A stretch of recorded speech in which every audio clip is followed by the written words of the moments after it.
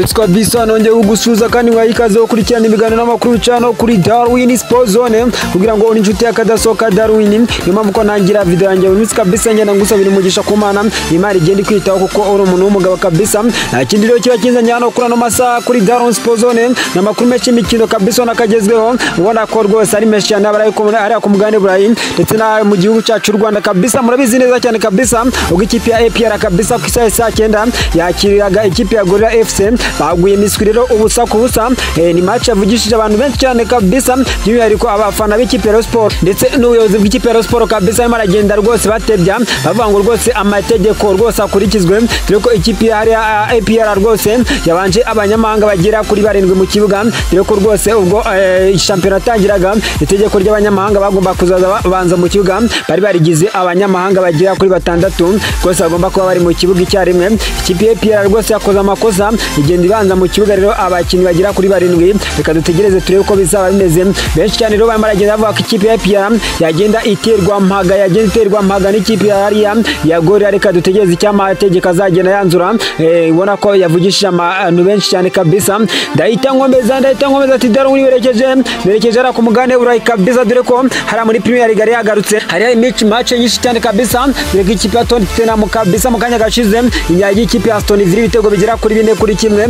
rwose ikipe ya Manchester City murabizi ko ku munsi w'ejo nayo itsindwaga n'ikipe ya Bournemouth ibitego 2 kuri kimwe ikipe ya Manchester United rero nayo mu kanya imirakina ikipe ya Chelsea de Blues kabisa y'umutoza Enzo Maresca usukonfirma rwose umwanya wa 4 kabisa aho banuzamo rwose Mikel Arteta kabisa mu banuza hari ku mwanya wa 4 ava muri Big 4 bagaze ku mwanya wa 5 kurikira ikipe ya rwose ya Chelsea de Blues dore ko yamaze kumugimbira n'amanota agera kuri 18 ndetse yizigamye ibitego bigera ku 9 kabisa ngayo nguko ni ikipe ya Chelsea de Blues maze kujya imbere y'ikipe ya Arsenal de Gunners kabisa nandi makuru menshi cyane kabisa ngiye kugenda nyaguciramo tugenda ucikwa kabisa abani nko muri Espagne ndetse no mu gihugu cy'Ubwongereza by'umwihariko mu ikipe ya Arsenal de Gunners ngiye kugaruka ku makuru menshi cyane kabisa no kari menshi cyane tugendere uyacikwa n'ugenda uyacikwa kabisa n'ugenda uyacikwa ati bimeze bite nanjye ngakubwira ngo humura ndaje nkugeza amakuru yose kabisa ubona ko birakomeye cyane ku mugane Burayi ndahita nikoza muri Premier League na fixtures zazirana ku mugoroba ubona ko ikipe ya Tottenham Hotspur kabisa yagenda gitsinda rwose ikipe ya Aston Villa ibitego bigera kuri 4 kuri kimwe ikipe ya Aston Villa kabisa iza gutsinda umukino iri gutijya imbere ya Arsenal y'amanota 3 ariko byagiye binanira kabisa byagendaga binanira ari ku nota 32 rero uwo bita Morgan Roger rwose ikindi ikipe ya Aston Villa afunguraga amazamu uwo bita Brendan Johnson kabisa kuri passe yo bita Hung Minson kabisa umugabo ukomeye cyane yari aho muri w'umunyakoreya ubona ko akomeye cyane kabisa yagendaga ahereza passe bita Brendan Johnson amina igitego cyiciro cyo bita Morgan Roger kabisa yari yatsinze ubona ko ikipe ya Tottenham atakira kabisa uwo bita Dominic Solanke kuri passe yo bita Dusan Kruzovski yagendaga amuhereza passe amina igitego ikipe ya Tottenham itsinda ikipe ya rwose Aston Villa uwo cyari igitego cya gatatu kabisa Dominic Solanke kabisa yongeraga amashyiramo ikindi gitego kabisa cyiza cyane kabisa ari rwose ku minota 79 kuri passe yo bita Richardson ndetse n'uwo bita James Maddison ku minota 96 aterekamo igitego cya 4 ngayo nguko nuko byarangiye rwose ikipe ya Aston Villa bayinyagiye rwose ibitego 4 kuri kimwe kabisa ari kuri Tottenham Stadium kabisa ubona ko byari bimeze neza cyane ari ku ikipe ya Tottenham Messi yashize muri Carabao hano yahatsinda ikipe ya Manchester City ibitego 2 kuri kimwe kabisa ubona ko bitagendaga biyorohera ndahita nikomereza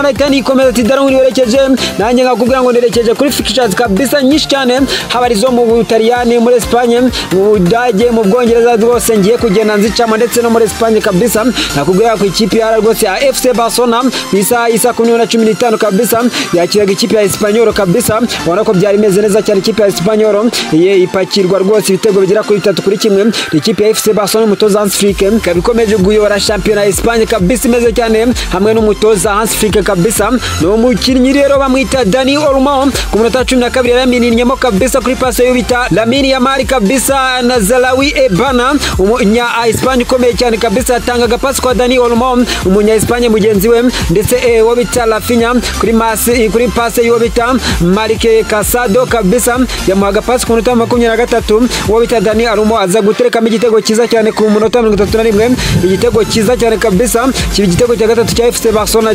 kuri passe yo bita Alexandro Paredes kabisa nuko byari bimeze igitego kimwe rukumbi cyatsinzwe n'ikipe ya rwose ya Espanyol Barcelona kabisa yacyatsinwaga n'uwo bamwita Javi Paudo ubona ko rwose yatsindaga igitego cyiza cyane kimoza amarira ku ruhande rw'ikipe rwose hariya ya rwose ya Espanyol ku minota 63 kabisa ngayo nguko nuko byari bihagaze hagati ku ikipe yari hariya rwose ikipe ya FC Barcelona ikomeje kwitwara neza ikomeza no kuyobora urutonde rwa champion dore ko rwose ari ya mbere y'amanota 33 yakina imikino igera kuri 12 itsindamo rwose match zigera kuri 11 itsindwa match imwe kabisa match imwe rukumbi muzi yatsinzwe n'ikipe ya Osasuna ibitego bigera kuri 4-2 iri ku mwanya wa mbere yikurikiye n'ikipe ya Real Madrid kabisa iri ku mwanya wa kabiri wana kitagenda ikina umukino wayo rwose wabayikirana de kwasubitswe nyuma yuko rwose yagendaga haba imvura nyinshi cyane yaguye muri Espagne igenda igikoraho rero abaturage bamwe bara muri la miji ya Espagne byagendaga bituma uno mukino wawusubika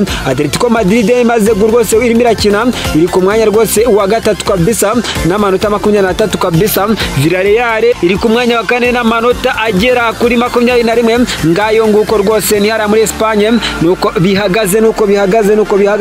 hariya muri Espagne kabisa nuko bihagaze muri Espagne ndahita nkomeza ati Darwin ukomereje nanjye ngubwire ngo ni fixtures kabisa nkomerejeho zagenaga zira rwose ari z'ahantu hagiye atandukanye by'umwihariko rwose nagenda nkubwira ngo rwose ikipe ya Chelsea de Bruges kabisa inganyije rwose n'ikipe ya Manchester United hariya Old Trafford kabisa igitego kimwe kuri kimwe ni igitego cyatsinzwe n'uwo bita Bruno Fernandes kuri penalty ku minota 70 cyishyurwa n'uwo bita Moise Caicedo kabisa ubona ko cyishyuraga rwose ku minota 74 ngayo nguko ku mukino w'ikipe ya Chelsea de Bruges ise bituma rero ikipe ya Chelsea de Bruges kabisa itifata rwose umwanya wa kane na bidasubirwaho ihubanuza ikipe ya Sampdoria rwose ku mwanya yari wa kane kabisa dore ko ikipe ya Liverpool Premier League ari yiyoboye n'amanota 25 ikurikiwe n'ikipe ya rwose ya Manchester City y'umutoza Pep Guardiola n'amanota 23 ikipe ya Nottingham Forest iri ku mwanya wa gatatu n'amanota 19 Chelsea de Bruges iri ku mwanya wa hariya wa kane n'amanota 18 izigamye ibitego 8 ikipe ya Sampdoria iri ku mwanya wa gatanu n'amanota 18 n'ibitego 6 yizigamye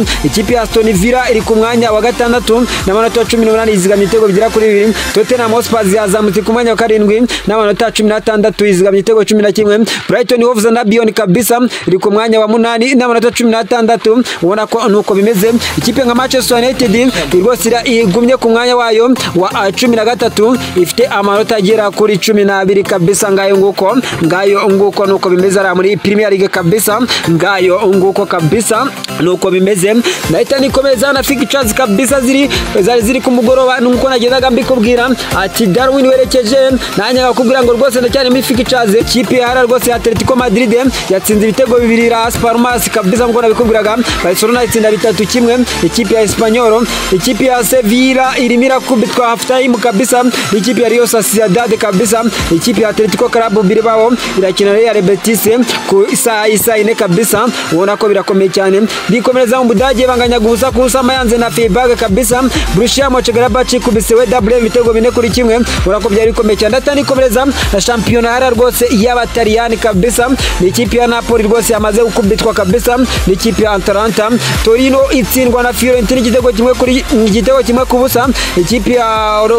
iyo ikipe bita Real Vallecano rwose imiranganye n'ikipe ya AS Roma ku minota 79 Venezia irakina isa 3 n'igice rwose isa 3:45 ikipe ya Inter do Milan ngayo nguko nuko byari bihagaze ari rwose mu gihugu cy'Ubutaliyani ndakomeza na Ligue A kabisa Toulouse yakinnye na Reims Toulouse itsinda Reims igitego kimwe kubusa Auxerre inyagira Rennes ibitego bigera kuri 4 kubusa ikipe ya Le Havre itsinda Montpellier igitego kimwe kubusa iyo bita Olympique de Marseille ku 3:45 iraza kuba yakirwa n'ikipe ya Nantes kabisa ngayo nguko nuko championnat zara ku mugani Burayi Ndahita nsoza ati Darwin soreje ayagwa ngo soreje makuru biti amaratendi ngara ku mugane Burayi reka ari menshi cyane kabisa ati Darwin ratwera ndahora ku mukinyi rwose bita Karim Adeyemi wivuzwa n'ikipe ya Chelsea de Bruges ndetse n'ikipe ya Liverpool de Cox ni umukinyi rwose ukina nk'umuforward hara rwose mu gihugu cy'Ubudage mu ikipe ya Borussia Dortmund kabisa ngayo nguko nuko bimeze cyane nuko bimeze ubona ko birakomeye cyane kabisa cyane ikomeza ati Darwin ukomereje nkomereje ku makuru rwose amaratendi ngara rwose ku mugane w'Uburayi dore ko ikipe ya Real Madrid kabisa nkuko ikinyamakuru cyitwa Fikages kabisa ngo nyuma yuko ikipe ya Manchester City yari mu gihugu cy'Ubwongereza ikomeze kwifuza wo bita Rodrigo rwose komeze cyane n'umuhinga hatari kabisa abo rero barifuza rwose ngo kuba bagenda bamugurisha miliyoni 150 ngo ikipe ya Manchester City nimba ari tayari igende imwishyura kabisa miliyoni 150 igende imwitwarira ngayo nguko rero nakomeza ta Johnson Dorani kabisa ngarifuzwa n'ikipe ya Arsenal de Gunners kuba yava mu ikipe ya Aston Villa rwose kagenda yerekeza mu ikipe ya Arsenal de Gunners na makuru dukesha ikinyamakuru gitwa rwose Sky Sport kabisa ndakomeza nkomeze ko bita Vinicius Junior kabisa baragenda va rwose mu ikipe ya Real Madrid tureko ngo rwose ikipe ya Real Madrid muri fairinga ko yagenda imwohingera amasezerano kabisa ati bimeze bite rero ku kinyamakuru Fikages kabisa kiravuga yuko Vinicius Junior ubwo yabasohotse mu ikipe ya Real Madrid yakerekeza muri Liverpool cyangwa Paris Saint-Germain dore ko zimwifuza ariko ikipe bita Al Hilal yari rwose mu gihugu cyari muri Arabia Saudite ikina mu mwene wabo rwose bita Neymar Junior de Santos kwagaragaje ubwifuze cyane kuba yimushaka ngayo unguko kabisa reka dutegereze turebe uko bizagenda bigenda mwita Erling Haaland Haaland mukini kombe cyane wo bita Florentino Perez kabisa karifuza ko yagera musinyisha garekeza rwose hari rwose mu gihugu cya Espagne akagenda ko yamara mitego ngasimbura wo bita Rodrigo bifuzwa n'ikipe ya Manchester City ndetse na Vinicius Junior kabisa ngayo unguko kabisa ngayo nguko babwira rero ngo bakunzi wa Daily Sports nuko nsoje gira makuru imikino agezeho muri aka kanya ubona ko ari match cyane imana ikomeze kurindi bane nawe mu byukora byose bya munsi nkomeza nkwibutsa gukora subscription like share na comment hano kuri Daily Sports imana ikurinde bane nawe mu byukora byose bya munsi assalamu alaikum.